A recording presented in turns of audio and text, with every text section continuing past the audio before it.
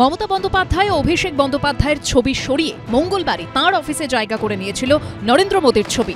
আর বুধে অর্জুন সিং বলে দিলেন পার্থ ভৌমিকের বিরুদ্ধে লড়াই করবেন তিনি।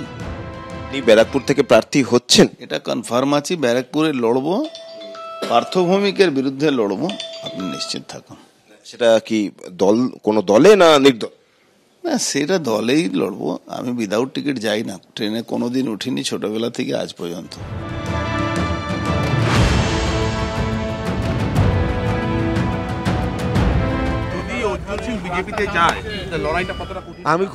আমি সাদরে স্বাগত জানাবো যদি যায়। এদিকে অর্জুন সিং এর বিজেপিতে ফেরার জল্পনার মধ্যেই বুধবার ব্যারাকপুর স্টেশন চত্বরে অর্জুন সিং এর বিরুদ্ধে পোস্টার পড়ে। তার কোনোটায় লেখা বিজেপিতে পাল্টিবাজ চাই না, আবার কোনো পোস্টারে লেখা বিজেপিতে দল বদলুদের স্থান নেই। বিগত কাল পার্থ ভৌমিক এই ব্যানটা দিয়েছিল, সে নিজের লোককে দিয়ে একটা পোস্টার মারিয়েছে। বিজেপি এমন একটা দল, সেই এই ধরনের রাজনীতিতে ওরা বিশ্বাস করে না, সব পার্থ ভৌমিক করিয়েছে। ও কোনো লাভ হবে না, বিজেপি কর্মী কোনো এরকম করতে পারে না। মহাভারতে যিনিই পার্থ তিনিই অর্জুন। কৃষ্ণের রথে সওয়ার হয়ে পৃথার পুত্র অবতীর্ণ হয়েছিলেন কুরুক্ষেত্রের যুদ্ধে, আর বাস্তবের ভোট যুদ্ধে যুযুধান পার্থ আর অর্জুন। 2021-এ পোস্ট পোল ভায়োলেন্সের মানুষকে বাঁচাবার একটা আমার ছিল কি আমি মানুষকে কিভাবে বাঁচাবো। সে হয়তো তার জন্যে আমাকে কিছু পদক্ষেপ নিতে হয়েছিল, সেই জন্যে আমি ক্ষমা চেয়ে নিয়েছি আমার বিজেপি কর্মীর কাছে, এখানকার মানুষ কাছে। আমি যে করেছি আমার নিজের কোনো স্বার্থ ছিল না।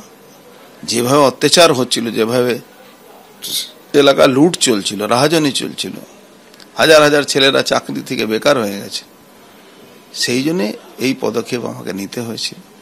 কিন্তু আমি ক্ষমা প্রার্থী সমস্ত বিজেপি কর্মী, সমস্ত এলাকার মানুষের কাছে, কি আমি যেভাবে মানুষের সেবা করি, আজকে আমাদের এমপি ল্যাডে টাকা খরচ করতে পারছিলাম না, সেই টাকাগুলো আজকে 000 আমার কোনো টাকা পড়েনি।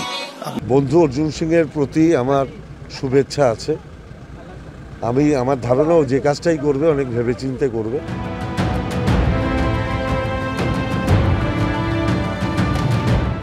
ঘন্টা 24x7 যে লোকটা রাজনীতি করে আর সংসদীয় রাজনীতি করে, ওই এয়ার কন্ডিশন ঘরে বসে রাজনীতি করার লোক না। তার জন্য ভোট 24 ঘন্টাই চলে, 365 দিনই ভোট করি আমি। ওটা নিয়ে আমার কোনো অসুবিধা নেই। মানুষের সঙ্গে আমার প্রতিনিয়ত যোগাযোগ আছে। মানুষ সবসময় আমাকে মানে, বিশ্বাস করে, ভরসা করে, ওই জন্য কোনো অসুবিধা হবে না। তাহলে আপনি কি কনফিডেন্ট যে ব্যারাকপুরে আপনি প্রার্থী হলে আপনি আগের বারের মতন এবারে বেশি মার্জিনে জিতবো?